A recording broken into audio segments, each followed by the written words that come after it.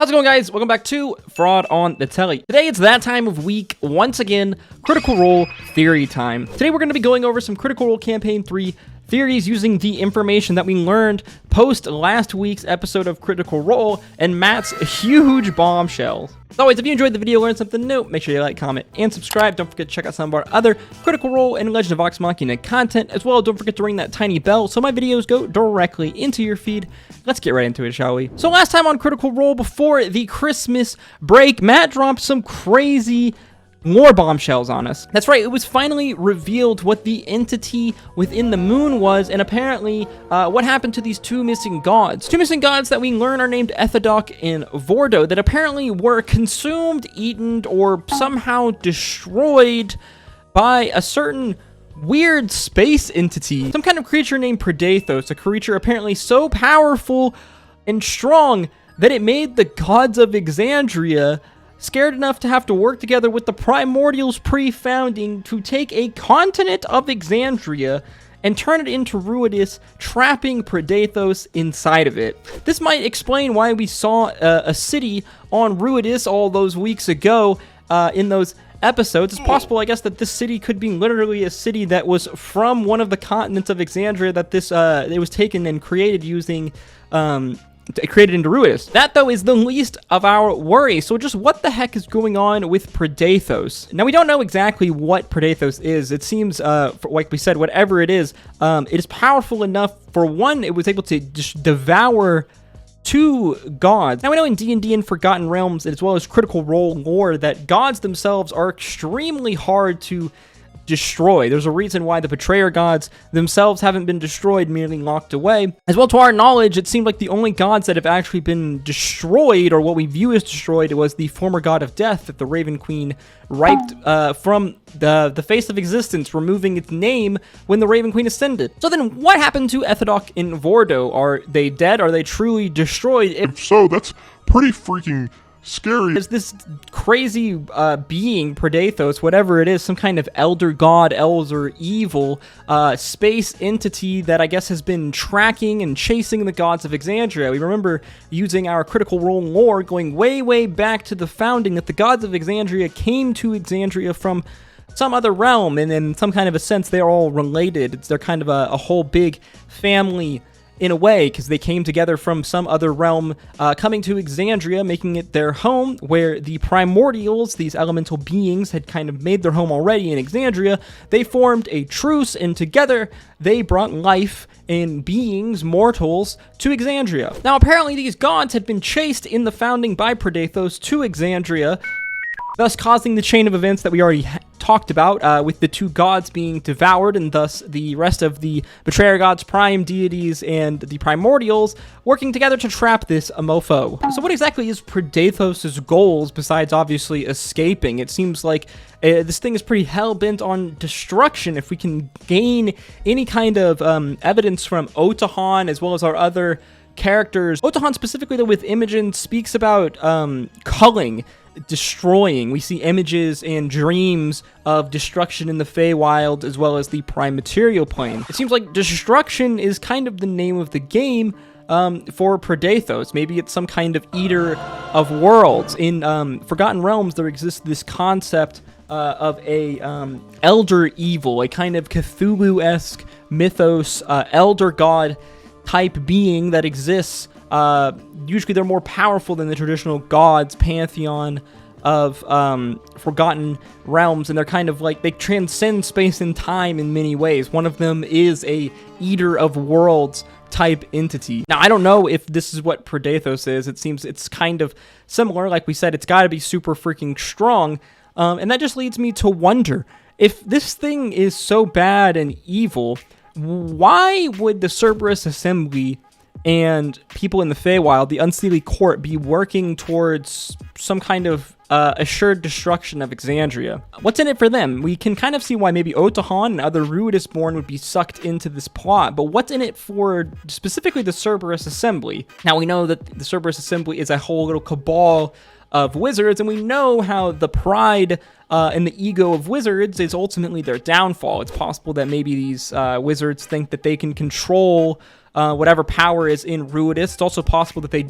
don't actually know what is going on with Ruidus, and that there is this insane entity apparently trapped, imprisoned within the moon. It's possible that they've been fed lies by Otahan or whoever in order to achieve a certain goal, or maybe the goals of the Cerberus Assembly, the Unsteely Court, and Otahan aren't to release Predathos onto Exandria. Like we said, if releasing Predathos leads to the destruction of all of these planes, as we've seen visions of the Feywild in flames, as well as a Primaterial in flames, and Otahan has spoken about a culling that will happen among the peoples of Exandria, likely done by Ruidus-born folks in this kind of crazy Ruidus-born army, because it seems like whatever's going to happen on the Apogee Solstice would probably, if not unlocking Predathos from its prison, would definitely boost the powers of Ruidus-born people, amplifying their powers on the Primaterial plane. I've theorized this in multiple videos, this whole thing of the moon kind of amping up the powers of Ruidus-born folk, as well we have it influencing certain werewolves like Chetney and possible other ones, so it seems that there's going to be some crazy kind of Blood Moon-esque effect, maybe, similar to kind of some Legend of Zelda Breath of the Wild type vibes, maybe, where the Blood Moon Ruidus, when it's something happens with the Apogee Solstice and it becomes permanently in the sky, more powerful kind of a beacon. It gets, they use these three devices to anchor Ruidus the moon, like, onto the plane itself. Not really sure. We're just spitballing right now, right? We don't exactly know what Matt is planning, but this is just my guess. But it does make me wonder when I think about what the motivation of the other people outside of Otahan are, because it doesn't seem like the Cerberus Assembly would want the Primaterial plane to be completely destroyed or in flames.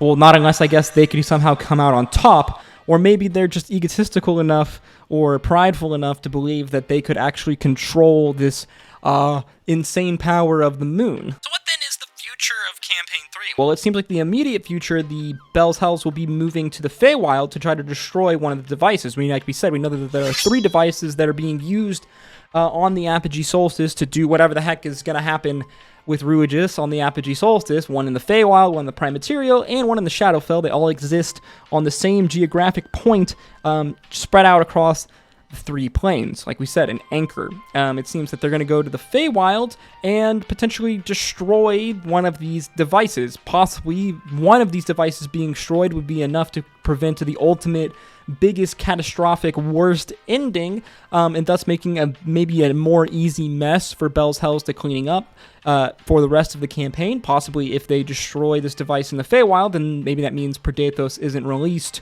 right away, thus giving us more time for our party to level up and eventually deal with the rest of this problem. It's also possible, I've seen a bunch of people theorizing this, that it's eventually going to be some kind of a Vox Machina, Bell's Hells, Mighty Nine, I guess, mashup with all 3 of the groups heading to deal with all 3 of these different devices. Now, I think this is pretty unlikely. Maybe something like this happens way later on at the end of the campaign, but no, I think that's pretty unlikely. I don't know if Matt would be so on the nose to do this many callbacks. Maybe it's possible, I guess, if the threat was big enough, but this doesn't really seem like a Matt Mercer storytelling move to me. So then it does seem like Otahan and the Cerberus Assembly and the Unsteely Court will succeed in some aspect on the Apogee Solstice. They almost necessarily would kind of have to, I would think, as I guess the story of Campaign 3 could continue, but I guess maybe it just would seem rather implausible, unlikely for Bell's Hells to somehow, in the manner of, I guess, 2 weeks in games time, to prevent whatever is going to happen happening. I think that they can delay it or possibly lower the worst outcome, but I think whatever's going to happen on the Apogee Solstice is going to happen in some kind of way.